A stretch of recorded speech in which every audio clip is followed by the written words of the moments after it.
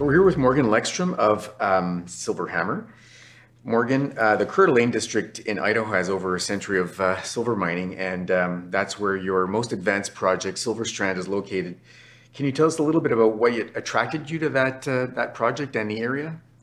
Yeah, I mean, you said it right. It's a historic area for silver mining, and in the fact that you have these monster mines like Sunshine and Lucky Friday and Galena, and like these are mines that have started companies, and I mean, still running. Like Lucky Friday is still running, and I don't think that's ever going to stop. So having the opportunity to own a mine and explore a mine in that area, having it in the same Revette formation as these monster mines, like there's so much potential in that area that's still untapped. A lot of the area has been looked at, but we were fortunate to consolidate a land package in the area to pick up a mine that hadn't really been looked at before. It had only been mined to 90 meters, and we're exploring it actively now. So the area is really interesting. Mining families are there. It's fun. So Morgan, tell us a little bit about what you're doing right now at Silver Strand, and then maybe you can go into a little bit about the grades and the expansion potential at that project. Absolutely. So when we picked up the project, being that it was like a past producing underground mine, we decided to go in, rehabilitate it, make it safe for use, and drive a new drift and a new drill bay. So we stepped out from the existing ore body. The old drill bay was literally sitting on top of it, so it wasn't advantageous to expand downward. We put an underground drill in there, and we're drilling now from the underground, and as well exploring on the surface. Obviously, that will slow down once it snows, and Coeur d'Alene gets a fair amount of snow for bleak little parts of the year. Yeah, and the grades from that mine historically were very good, 500 to 600 grams a ton silver, and you know they're not those big splashy 25,000 grams a ton, but they are very good ore grades. But having that gold credit, that 4.5 to 5.5 grams a ton gold, really is an interesting kicker. So we're trying to explore it down. We want to at least double the original size, and just like the other monster mines in the area, they go down 1,800 plus meters. We're only down 90, so it should tell you the exploration potential. It's very large there, but the other side of it, each one of these veins in that area have produced over 100 million ounces. You know, the Sunshine vein itself was over 100 million ounces. So it tells you the potential, down potential, and as well the large scale potential.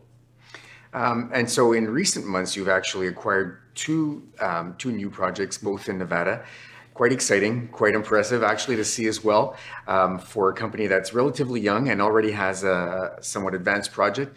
Can you tell us a little bit about the Eliza project in Hamilton and that district and the history of that district?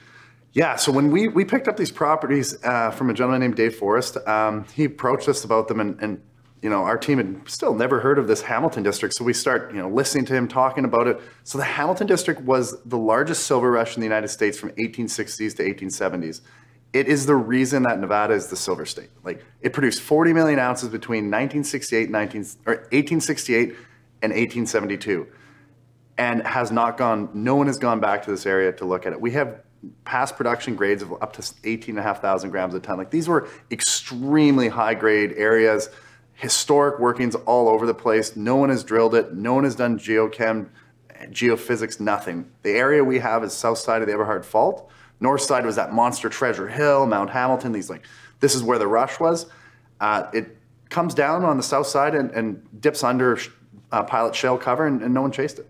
So we're really excited to chase it and being in an area that produced that high grade. So how will you advance Eliza at this point? Yeah, so we just finished a mapping and sampling program. We're looking at a bunch of different geochemistry program, as well as some geophysics, VTEM, ground-borne gravity, and then assessing from there at how and when and where we want to put a drill. So we'll start defining as soon as possible. I'd like to get on it in the new year.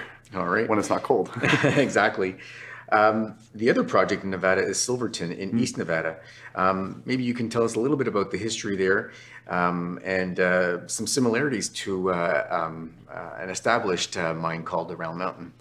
Yeah, so when we picked these two projects up in Nevada, we looked at Silverton, it being a past producing silver mine, good grades, 933 grams a ton in the 1930s, and we're like, oh, okay. So we start exploring it, and we notice that the one half of the property has gold. And we're like, oh, that's really exciting. So we start sampling it, we start mapping it, and we see anything from 0.2 to 6.1 grams a ton in these poorly welded tuffs. And we're like, what does that look like? Oh, Round Mountain, the Kinross Round Mountain deposit, same idea, poorly welded tuffs, around a caldera of a volcano, medium to low grade, giant open pit. So we are very excited about it. There's been a lot of work done in that area. On our portion of the claim is more on the flat portion. People just didn't look there. So it's one of these stories. Everyone sees goes after what they can see. And then that area we can't see anything, so we're not going to do it. But with modern technology and modern geological knowledge, it's interesting. So it's the old adage, look for a mine near an old mine. It sounds like that's the kind of thing that we are potentially dealing with there. Yeah, I mean, all three of our properties really is look for a mine where there was an old mine and past production. So it's exactly how we're building this company. And so what might be some catalysts we could look forward to next year? Yeah, so drill results from Silver Strand should be coming out. All the results from Silverton and Eliza, the geochemistry programs, the sampling programs, educating investors and our shareholders on the actual models for these areas. I think that's really important, is keeping people in the loop on what we're thinking, how we're approaching it. And that's something I really like to do and engage with our shareholders and our management team and our board, so everyone's on the same page. So a lot of catalysts coming out in, let's say, the next 3 to 6 months. Right. Well, hopefully, this talk helps contribute to that knowledge and that education towards investors about your company. And I really thank you for this overview. I think that the viewers have a better idea of Silver HAMR right now. Awesome. Thanks, Peter.